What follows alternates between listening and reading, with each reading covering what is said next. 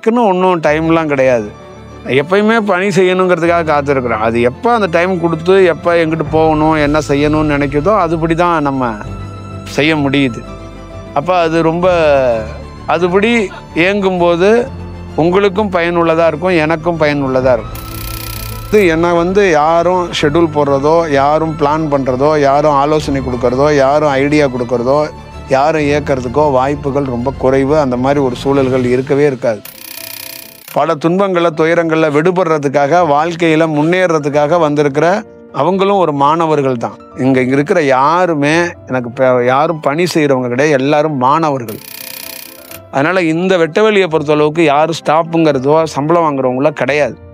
எல்லாரும் சமைக்கிற மாஸ்டர்லேருந்து எல்லாருக்குள்ளேயும் அவங்களுக்கு தெரியாது, அவங்களுக்கு வேலை பார்க்குறதா ஒரு லேபராக அவங்க நினைக்கிறாங்க. அது இல்லை, அது கிடையாது. அந்த பேருக்கு அர்த்தம் கூட எனக்கு தெரியாது. அப்படியாப்பட்ட ஒரு வளர்ச்சி இல்லாத ஒரு மாணவன் தான் நான். ஒரு தீட்சைன்னா என்னன்னே தெரியாத ஒருத்தன் தான் இன்னைக்கு தீட்சை கிடைக்குமா அப்படின்னு அந்த சொல்கிறாங்க, அதை கேட்குறீங்கல்ல, அந்த இடத்துக்குள்ளே உட்காந்துருக்கும். தோளில் அரிப்பை வந்தவன் சும்மா இருக்க முடியாதுங்கிற மாதிரி இந்த தியானம் பண்ணுறவன் சும்மா இருக்க முடியாதுங்க. எங்கேயாவது ஒரு மரத்தை ஏறிடுவான், எதையாவது ஒரு கலையில் போய் உட்காந்துக்குவான், எதையாவது தத்துவத்தை பேசுவான், எவனாவது ஜீவசமாதிக்குள்ளே புந்துருவான், இல்லை எங்கேயாவது ஒருத்தன் தியானம்னு கத்திட்டாங்கன்னா அங்கே போய் படுத்துருவாங்கிற கதையாக தான் இருக்குது. ஒரு 2 செகண்டில் ஒரு ஞானி ஒருத்தரோட வாழ்க்கையை தலையெழுத்தே மாற்றிட்டு போயிடுவான். புரியுதுங்களா? 2 வருஷம் அப்படியே கையை பிடிச்சி உருண்டுட்டுலாம் இருக்கோம்ல, 2 செகண்டில் வாழ்க்கையை மாற்றிட்டு போயிடுவான்.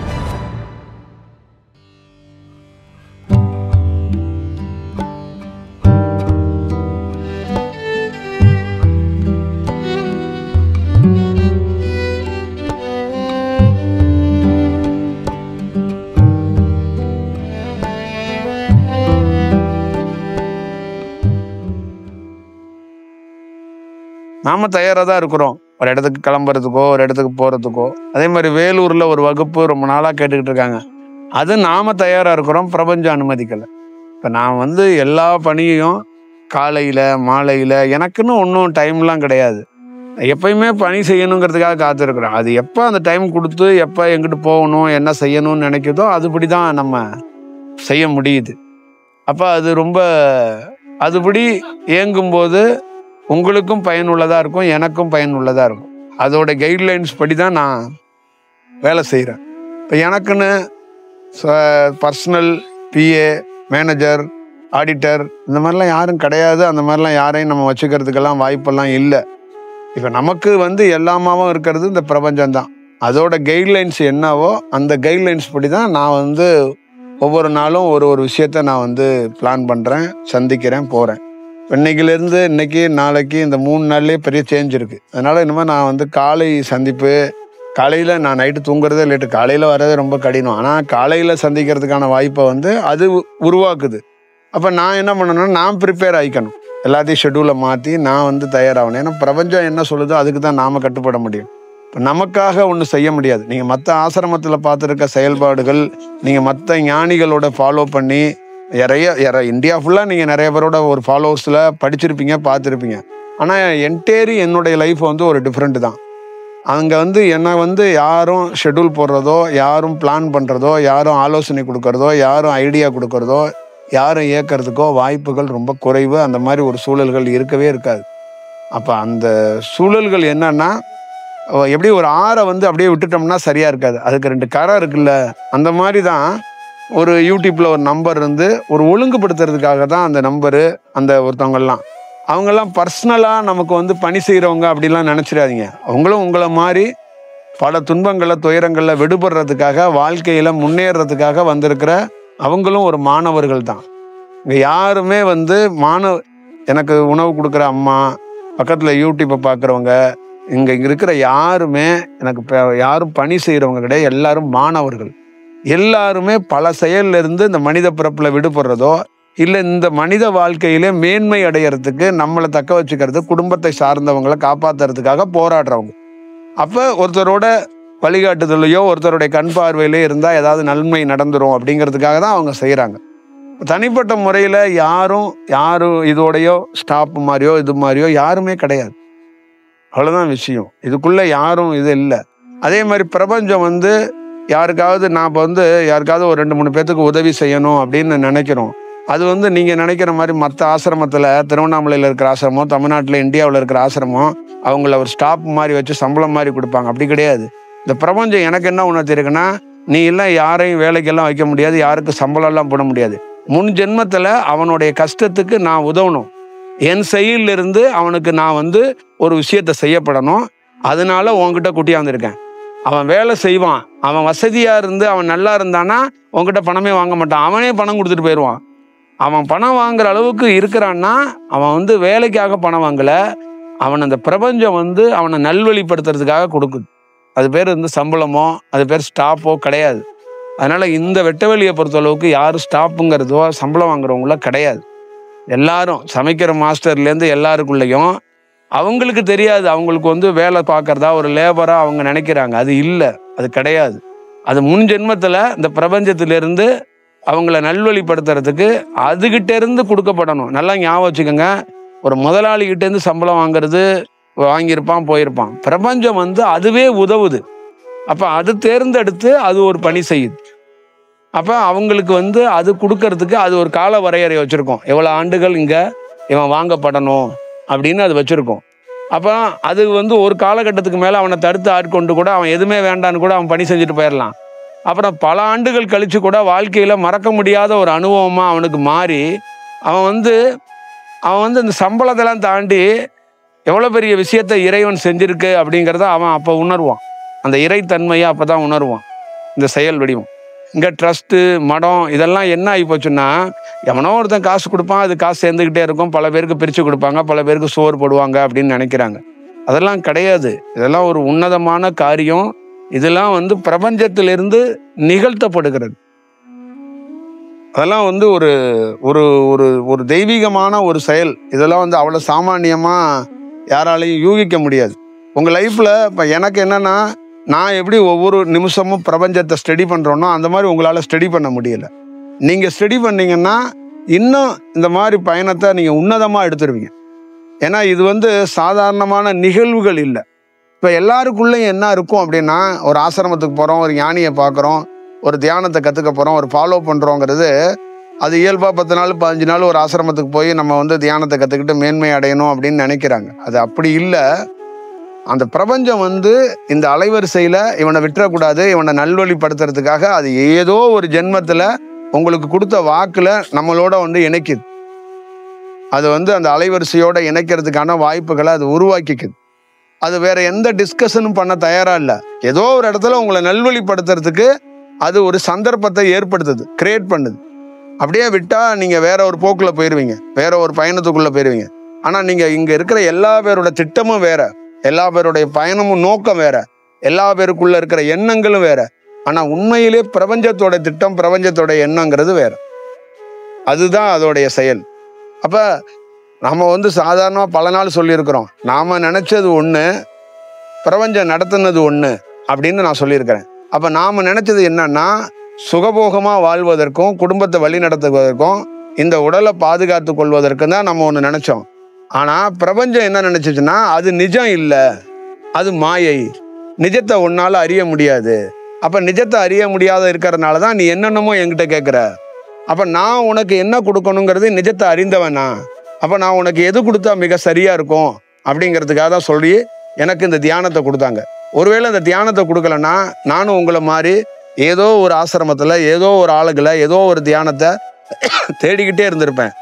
இப்போ பல பேர் என்ன நினைக்கிறாங்கன்னா, நம்ம ஒரு தியானம் கற்றுக் கொடுக்கறது கொஞ்சம் தொய்வாகுது, இல்லை தீட்சை கொடுக்கல, இல்லை ஏதாவது ஒன்றுன்னா அடுத்த ஆசிரமத்தில் உட்காந்து வளர்ந்துடலாம், அடுத்த லைனில் யார் தீட்சை கொடுக்குறாங்க, யாரை வந்து ஆக்டிவாக ஒரு வேலை நடந்துக்கிட்டே இருக்குது, அதை நோக்கி நகர்ந்து போயிடலாம் அப்படின்னு நினைக்கலாம். ஆனால் இந்த பிரபஞ்சத்தோட படைப்போட செயல் வந்து அப்படி இல்லை, அப்படி கிடையாது. அப்போ நான் கேட்டு வந்த பொருட்கள் எல்லாமே அதில் கிடைக்கப்படாமல் இருக்குது, கிடைக்கல. நான் கேட்டது எதுவுமே பிரபஞ்சம் என்கிட்ட கொடுக்கல, ஆனால் பிரபஞ்சம் கொடுத்துச்சு என்கிட்ட. அதுதான் இந்த தியானம். அப்போ நான் தியானத்தை கேட்கல, நீங்களாம் தியானம் கேட்குறீங்க, நிறைய பேர் தீட்சை கேட்குறீங்க. நான் தீட்சைன்னா என்னன்னு தெரியாது. இதே திருவண்ணாமலையில் நான் வந்து முதல் முறையாக சுற்றி தெரியும் போது ஒருத்தர் என்கிட்ட வந்து திருவடி தீட்சைன்னு ஒரு பேர் சொன்னார். அந்த பேருக்கு அர்த்தம் கூட எனக்கு தெரியாது. அப்படியாப்பட்ட ஒரு வளர்ச்சி இல்லாத ஒரு மாணவன் தான் நான். ஒரு தீட்சைன்னா என்னன்னு தெரியாத ஒருத்தன் தான் இன்னைக்கு வந்து தீட்சை கிடைக்குமா அப்படின்னு அந்த சொல்றாங்க, அதை கேட்குறீங்கல்ல, அந்த இடத்துக்குள்ள உட்காந்துருக்குறோம். அப்போ அந்த பிரபஞ்சம் ஒரு காலகட்டத்தில் எனக்கு ஒரு நிஜமா எது நிஜமா கிடைக்கப்படணுமோ அது கொடுத்துச்சு. அப்போ கொடுத்துட்டு என்ன சொன்னுச்சுன்னா, நீ வந்து கேட்குற எல்லாமே நிரந்தரம் இல்லாததும் அழியக்கூடிய பொருளாக கேட்குற. அழியாத பொருளை வந்து ஒரு பொருளை வந்து கேட்கணும், அதை பார்க்கணுங்கிறது உனக்கு தெரியாது. அதனால எது அழியக்கூடிய பொருள் எது அழியாத பொருள்னு உனக்கு தெரியாது. நான் இந்த பொருளை கொடுக்குறேன், இதை வச்சுக்க. இதை வச்சுக்கிட்டு நீ பிரயாணிக்கும் போது ஒவ்வொரு நாளும் நீ என்ன தெரிஞ்சுக்குவேன்னா, எது அழியக்கூடிய பொருள் எது அழியக்கூடாத பொருள் அப்படிங்கிறத தெரிஞ்சுக்குவேன். அதுக்கப்புறம் நான் கொடுத்தது மிக சரியா தவறாங்கிறத நீயே உணர்வ. நான் உங்ககிட்ட இந்த பொறுப்பை படைச்சிட்றேன். ஒருவேளை நான் கொடுத்தது சரியில்லைன்னா இந்த பொருளை கொண்டாந்து என்கிட்டே கொடுத்துரு அப்படின்னு போயிடுச்சு. அதுக்கப்புறம் இந்த பொருள் என்கிட்ட வந்ததுக்கு அப்புறம் தான் இதோட உண்மைத்தன்மையும் இதோடைய அடிப்படை என்னங்கிறதெல்லாம் எனக்கு தெரிய தொடங்குனுச்சு. அப்போ இதே தான் உங்களுக்குள்ளேயும் நீங்கள் பல்வேறுபட்ட சூழல்களில் பல்வேறுபட்ட விஷயத்தில் எது கேட்டாலும் அதை உங்களை படைச்சது, உங்களை உருவாக்குனது, உங்களுக்கு திருமணம் பண்ணி வச்சது, உங்களை வழி நடத்துறது எல்லாமே இந்த இயற்கை சூழல்லேருந்து நடக்கப்பட்டிருக்குது. 1000 உறவுக்காரர்கள் 1000 தாய் தந்தைகள் உங்களுக்கு வந்து வாழ்க்கையில் பக்கபலமாக ஒரு வேலை செஞ்சு கொடுத்துருந்தாலும் அந்த தாய் தந்தையும் அந்த உறவினர்களையும் ஒருங்கிணைத்ததும் இறைவன் தான். அப்போ உங்கள் வாழ்க்கைக்குள்ள ஏதோ ஒரு இடத்துக்குள்ள உங்களை வந்து நல்வழிப்படுத்துறதுக்கு அது பணி செய்யுது. ஆனால் இவ்வளோ வேலை செஞ்சது உங்களை காப்பாற்றுறதுக்கோ உங்களை வழி நடத்துறதுக்கோ அது செய்ய முடியாமல் இல்லை. ஆனால் எப்போ எது கிடைக்கப்படணும், அது எந்த மாதிரி கிடைக்கப்படணுங்கிறது அதுக்கு தெரியும். அதை நம்மளால் உணர முடியாது, அது செய்யுங்கிறத நீங்கள் வந்து கொஞ்சம் பார்த்துக்கணும். ரொம்ப லேட்டடாக தான் மனிதனாக இருக்கிற நம்மளால் உணர முடியும். நம்ம அந்த ப்ரெசன்ஸில் இருக்கிறத அந்த நேரத்திலே உணர முடியாது. அது எப்பயுமே இருக்கிற எல்லாருக்கும் இருக்கிற பெரிய பிரச்சனை தான். அது ப்ரெசன்ஸில் இருக்கிற ஒரு பொருளோட அன்னைக்கு உணர்ந்துட்டோம்னா, ப்ரெசன்ஸில் ஒரு தாய் இருப்பா, ப்ரெசன்ஸில் ஒரு தகப்பன் இருப்பான், ப்ரெசன்ஸில் ஒரு பாட்டி இருப்பா, ப்ரெசன்ஸில் ஒரு லைவ்ல ஒன்று இருக்கும். அதை அனுபவிச்சுக்கணும். துக்கமாக அனுபவிச்சுக்கணும், இன்பமாக அனுபவிச்சுக்கணும், ஒரு இனிப்பா அதை அனுபவிச்சுக்கணும். அந்த ப்ரெசன்ஸை விட்டுட்டேன்னா திருப்பி இந்த கால சுழற்சியில் அந்த பொருள் உங்ககிட்ட இருக்காது. அந்த பொருளுக்கும் உனக்கும் ஒரு இடைவெளி விழுந்துடும். அப்போ நீ என்ன பண்ணுவ? அப்புறம் நீ என்ன பண்ணுவேன்னா கடந்த காலத்தை வாழ்க்கையை நினச்சி பார்த்துக்கிட்டே உட்காந்துருப்ப. அதுதான் பிரச்சனை. அப்போ ப்ரெசன்ஸில் இருக்கிறத நீ உணர கற்றுக்கணும். ஒரு துன்பமே ஒரு 2 வருஷம் இருந்தாலும் அதை கடக்கிறதுக்கு கற்றுக்கணும். ஏன்னா திருப்பி அந்த துன்பமே வராது உனக்கு. அந்த துன்பத்தை கொடுக்கப்படுறதே அது ஒரு ஒரு ஒரு அனுபவமாக தான் கொடுக்கப்படுறாங்க, அது ஒரு காரணமாக தான் கொடுக்கப்படுறாங்க. அப்போ ப்ரெசன்ஸை யாருமே உணர்றதுக்கான வாய்ப்புகளை பெற மாட்டுறாங்க. அப்போ ப்ரெசன்ஸை வந்து மிஸ் பண்ணிடுறாங்க. அப்போ மிஸ் பண்ணிட்டு கொஞ்சம் லேட்டாக வந்து அந்த ப்ரெசன்ஸில் இருக்கிற லைஃப்பை வந்து அவங்க எங்கெங்கெல்லாம் தவறு பண்ணியிருக்காங்களோ டிஸ்கஷன் பண்ணாமல் ஃபீல் பண்ணுறாங்க. அப்படி தான் இது. அதனால் நீங்கள் வேற எதுவும் பெருசாக யோசிக்காதீங்க. அவ்வளோதான் என்னுடைய விஷயமா நான் சொல்லுவேன். உங்களுக்கு தேவையானது ஏதோ ஒரு ரூபத்தில் ஏதோ ஒரு வடிவத்தில் அது கிடைக்கிறதுக்கான வாய்ப்புகளை உருவாக்கிடுவோம். ரொம்ப அளவுக்கு அதிகமாக நீங்கள் கேட்குறத கொடுத்தோம்னா நீங்கள் உங்களை உணர்றதையோ இல்லை உங்கள் மரணத்துக்கான நல்ல செயலை பண்ணிக்கிறதையோ இல்லை இறைவனை உணர்றதில் மிஸ் ஆகி போயிடுவீங்க. அளவுக்கு அதிகமாக உங்களுக்கு தேவையை தாண்டி புகழையோ வெற்றியையோ இல்லை வேற ஏதாவது ரொம்ப டைமென்ஷனை உருவாக்கி கொடுத்துட்டோம்னா நீங்கள் இந்த டைமென்ஷனுக்குள்ளே இருக்க முடியாமல் ஒரு சூழல் போயிடும். மாயை குறைய குறைய தான் நீங்கள் கொஞ்சம் இறைத்தன்மையை உணர்றதுக்கான வாய்ப்புகளை உருவாக்க முடியும். அதிக சூழல்கள் அந்த மாதிரி ஒரு சூழல் உருவாயிருச்சுன்னா உங்களால் உணரவும் முடியாது, உங்களால் பார்க்கவும் முடியாது. அப்போ நீங்கள் வந்து அதை பார்த்து அதை பண்ணிக்கணும். இதுதான் அதோடைய ஒரு செயல்பாடு. அப்போ உருவமே இல்லாத ஒரு கதாபாத்திரம் உருவம் கிடையாது. அந்த கதாபாத்திரம் டெய்லியும் வர்றதில்லை. ஆனால் அந்த கதாபாத்திரம் எனக்கு வந்து தகவலை கொடுத்து என்னை வழி நடத்திக்கிட்டே இருக்கு. அந்த வழிச்சோட்டில் தான் நான் போயிட்டே இருக்கேன். அப்போ அதே இன்ஸ்ட்ரக்ஷனை தான் உங்களுக்கு நான் கொடுக்குறேன். ஆனால் நான் போகிற பாதையிலே நீங்கள் வர மாட்டீங்க. ஆனால் நான் இப்போ நீங்கள் போகிற பாதையில் வர்றேன்னு சொல்லிட்டு பக்கத்தில் ஒரு பாதையில் நின்றுட்டு என்னை பார்த்துக்கிட்டே இருக்கிறீங்க. இவ்வளோதான் விஷயம். நீங்கள் ஒரு பாதை போட்டு வச்சுருக்கீங்க, ஆனால் நீங்கள் போடுற கணக்கு எனக்கு தெரியாதுன்னு நினைக்கிறீங்க. நான் டெய்லி உங்கள் வீட்டு வாசலில் கோலம் போடுறேன், எனக்கு தெரியும். ஆனால் என்னை ஏமாத்துறீங்க நீங்கள் சிறப்பாக. அதனால எனக்கு ஒன்றும் வருத்தம் இல்லை. நான் வந்து இப்போ பெரிய கவலையும் படலை. அதான் சொல்கிறேண்ணே. நான் வந்து என்னன்னா நடக்கிறதையும் ப்ராக்டிக்கலையும் நீங்கள் எந்த பக்கம் எந்த சந்துக்குள்ளே சுற்றி வந்தாலும் இந்த இறைவன் அந்த வாசல் வந்து என்னன்னா அதை அடையிறது ரொம்ப கடினமான சூழல். அதோடைய தத்துவங்களை அதோட நிஜங்களை வந்து பார்க்கறது ரொம்ப கடினம். அப்போ அது இப்போ எனக்கு வந்து என்ன அடிப்படையில் அது வந்து என்ன வழி நடத்துது சொல்லுங்க, என்ன அடிப்படையில் அது வழி நடத்துது? அப்போ இந்த மாதிரி வழி நடத்தலைன்னு வச்சுக்கோங்க, எவ்வளோ மிஸ்டேக் தெரியுங்களா நடந்துடும். என்ன அது வழி நடத்தலைன்னா வழி நடத்தலைன்னா நான்லாம் கண்ணா புண்ணான்னு உங்களுக்குலாம் தீட்சை கொடுத்து, கண்ணா புண்ணான்னு தியானம் கொடுத்து, கூட்டத்தை அதிகரிக்க வர வச்சு, இன்னும் பரவசத்தை ஆக்கி, இன்னும் வேற என்னென்னலாம் கேளிக்கை விடுதி மாதிரி இந்த ஆன்மீகத்தை, இந்த தியானத்தை, கடவுள் போதனைகளை போடணுமோ போட்டு தள்ளியிருப்பேன் புகைகளை.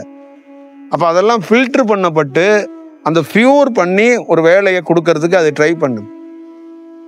புரியுதுங்களா? அதுதான் செயல். புரியுதுங்களா? ஒரு கைடன்ஸ் வந்து அவள் எவ்வளோ பெரிய விஷயமா இருக்குங்கிறத நீங்கள் பாருங்க. ஒரு சாதாரணமாக நிகழ்ந்துடாது. அப்போ ஒரு பிரபஞ்சம் வந்து ஒரு கைடன்ஸ் பண்ணுது நம்மளை. அந்த பண்ணி என்ன சொல்லுதுன்னா, உன்னை சார்ந்தவங்கள நீ கைட் பண்ணு அப்படிங்கிறது தான் அதோடைய செயல்பாடுகள். அப்போ நம்ம இதை தான் உங்ககிட்டையும் ஒரு சரியாக அதை வந்து கொடுக்கறதுக்கு நினைக்கிறோம். அது நிறைய பேரால் அதை பார்க்க முடியலை. நேற்று கூட முந்தா நாள் கூட ஒரு அம்மா என்கிட்ட பேசுனுச்சு, உங்கள் தியானம் மாதிரியே தான் இருக்குது விபாசனா தியானமும், உங்கள் தியானத்தை தான் பண்ணுறேன், ஆனால் விபாசனாவில் போய் உங்கள் தியானத்தை பண்ணிக்கிட்டு இருக்கேன் அப்படின்னாங்க. அப்போ அவங்களுக்குள்ள என்ன தெரியுங்களா, எல்லாருக்குள்ளேயும் என்ன தெரியுங்களா, இந்த தியானம் பண்ணவன் தோல்ல அரிப்பை வந்தவன் சும்மா இருக்க முடியாதுங்கிற மாதிரி இந்த தியானம் பண்ணுறவன் சும்மா இருக்க முடியாதுங்க. எங்கேயாவது ஒரு மரத்தை ஏறிடுவான், எதையாவது ஒரு கலையில் போய் உட்காந்துக்குவான், எதையாவது தத்துவத்தை பேசுவான், எவனாவது ஜீவசமாதிக்குள்ளே புந்துருவான், இல்லை எங்கேயாவது ஒருத்தன் தியானம்னு கத்திட்டாங்கன்னா அங்கே போய் படுத்துருவாங்கிற கதையாக தான் இருக்குது. அது அப்படி இல்லை. அது புரிந்து தெளிவடைந்து அதை ஒரு வேலை செய்யணும். அதுதான் ரொம்ப ரொம்ப ரொம்ப முக்கியமான விஷயம். நல்லா பார்த்துக்கங்க. அந்த நேபாளிலேருந்து அந்த பசங்க வர்றாங்க. எனக்கு காலையில் புத்தருடைய அலைவரிசை தீவிரமாக இருக்கு. காலையில் மத்தியானம் இவங்க வர்றாங்க. இந்த இவ்வளோ நாளில் எனக்கு வந்து புத்தர் அலைவரிசை அதிகமாக இருக்காது. அன்னைக்கு நேபாளிலேருந்து இவங்க வர்ற அன்னைக்கு அலைவரிசை அதிகம். அவருடைய செயல்பாடுகளே இருக்கு, அது வந்து தீவிரமாகவே இருக்கு. சரி, அதை வந்து நான் அதுக்குள்ளே ரொம்ப டீப்பாக உள்ளே போகாமல் அதை பார்த்துட்டு வந்துட்டேன். இப்போ இங்கே நேபாளிலேருந்து அவங்க வந்து இந்த உணவு கேட்குறாங்க, நம்ம அரேஞ்ச் பண்ணி கொடுக்குறோம், எல்லாம் செய்கிறோம். ஆனால் இந்த பிரபஞ்சம் என்ன சொல்லுது, திருவண்ணாமலையில் வந்து முதல்ல உன்னை தான் சந்திக்கணும் அவங்க. புரியுதா? உன்னை சந்திக்கணும், அதுக்காக உன்ட்ட அமுச்சு விட்டேன். அதுக்கப்புறம் அவன் எந்த ஆசிரமத்தையும் சந்திக்கிறான், கோயிலை சுற்றுறான், மலையை சுற்றுறான், முதல்ல சந்திக்கப்பட வேண்டிய நபர் வந்து உன்னை தான். அப்போ உள்ளே வர்றான்.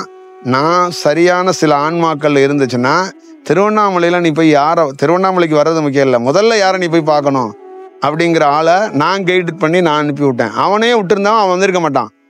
அப்போ நான் என்னுடைய அலைவரிசையில் நீ போடா, போய் ஆசீர்வாதத்தை வாங்கிக்கங்கடா அப்படிங்கிறதுக்காக தான் இங்கே அனுப்பியிருக்குது. அப்போ நேரடியாக இங்கே வர்றாங்க. அதுக்கப்புறம் தான் அவங்க போகிறாங்க, மலை சுற்ற போகிறாங்க, மற்ற ஆசிரமத்துக்கு போகிறாங்க, மற்ற கோயிலில் போய் உட்காடுறாங்க. அப்போ நீங்கள் அதை பார்த்துக்கணும். அந்த பிரபஞ்சத்தோடைய செயல்பாடுகள். பிரபஞ்சம் ஒருத்தரை வழி நடத்துனா எப்படி வழி நடத்துங்கிறத பாருங்க. அப்போ அந்த பிரபஞ்சம் வழி நடத்துதல் அந்த ஆன்மாக்களுக்கு, அந்த குழந்தைங்களுக்கு கிடைக்கலன்னு வச்சுங்களேன், அவங்க வேற எங்கெங்கே போயிருப்பாங்க. புரியுதுங்களா? அவங்களுக்கு இன்னைக்கு தெரியாது, இன்னும் ஒரு 20 ஆண்டுகள் கழிச்சு இந்த வந்த குழந்தைங்களுக்கெல்லாம் லைஃப்ல மறக்க முடியாத ஒரு தருணமா அது இருக்கும். ஒரு சின்ன மொமெண்ட் தாங்க. ஒரு 2 செகண்ட்ல ஒரு ஞானி ஒருத்தரோட வாழ்க்கையை தலையெழுத்தே மாத்திட்டு போயிடுவான். புரியுதுங்களா? 2 வருஷம் அப்படியே கையை பிடிச்சி உருண்டுட்டுலாம் இருக்கணும்ல, 2 செகண்ட்ல வாழ்க்கையை மாத்திட்டு போயிடுவான். புரியுதுங்களா? 10 வருஷம் 5 வருஷம் நீங்க டிராவல் பண்ணுவீங்க.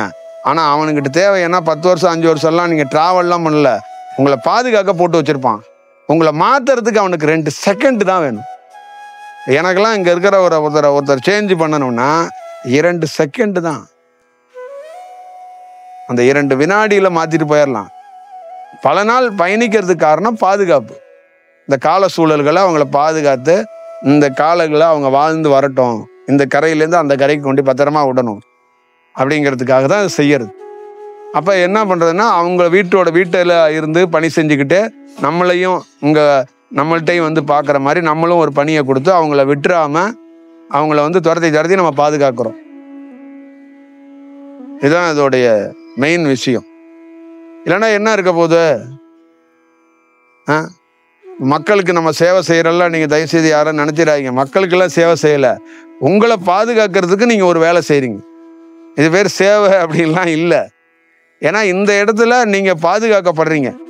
இந்த இடத்துல நின்று சாப்பாடு கொடுக்கும்போது அது மக்களாக பார்க்க இல்லை, உங்களுக்கு ஒரு இறைவன் பாதுகாப்புக்கான ஒரு வேலையை கொடுத்துருக்கான். அந்த வேலையை செய்ய செய்ய செய்ய நீங்க என்ன பண்றீங்கன்னா, இறைவன் பாதுகாக்காமே நீங்களே சுயமா வாழ்றதுக்கு வாய்ப்பை ஒரு நாள் உருவாக்கிடுவான். நீ போதும், போய் உன்னோட வேலையை சுதந்திரமா போய் பாரு அப்படின்னு சொல்லிடுவான். அவ்வளவுதான் விஷயம். ஆனா எல்லா ஆசிரமத்துக்குள்ள என்னன்னா, நீ சர்வீஸ் பண்ணா நீ உனக்கு ஒரு நல்லது நடக்கும் அப்படி இப்படின்னு வேற மாதிரி ஒரு போதனைகள் இருக்கும், ஒரு தூண்டுதல் இருக்கும். நீங்க இறைவனுக்காக செய்றீங்க, குருவுக்காக செய்றீங்க அப்படி இப்படின்னு அடுத்தடுத்த செட்டர்ல உள்ளவங்க பேசுவாங்க. குரு பகவான் வர்றாரு, மாதா வர்றாங்க, நீங்க எல்லாம் சேர்ந்து இப்படியே வணங்கிக்கிட்டே நின்னுங்க, இப்படியே பார்த்துக்கிட்டே நின்னுங்க, இப்படிலாம் சொல்லி அடுத்தடுத்த செட்டர்ல ஒன்று பண்ணுவாங்க. முடிஞ்ச அளவுக்கு பார்த்தீங்கன்னா பிரபஞ்சம் என்ன எப்படி வச்சிருக்குன்னா, யாரையுமே ரெகுலர் ஃபார்முலாவில் இல்லாமல் அவங்கள ஃப்ரீயாக அப்படியே அவங்களே வணங்கணும்னு நினைச்சா கூட அவங்கள வணங்க விடாமல் திக்குமுக்க அப்படியே பண்ணி விட்டு அப்படியே போயிடுறது. நம்ம அப்படிதான் நம்ம வச்சிருக்கிறோம். இல்லைன்னா வேற இப்போ என் இடத்துல வேற ஒரு விஷயமா இருந்துச்சுன்னா வேற மாதிரி நேரம் ஃபார்ம் பண்ணியிருப்பாங்க. புரியுதுங்களா? ஆளுக்கு ஒரு கழுத்துல நேரம் ஒரு இது தொங்கியிருக்கும், ஒரு கூப்பன் தொங்கியிருக்கும், வேற ஒரு வடிவம்லாம் நேரம் நடந்துக்கிட்டே இருந்திருக்கும்.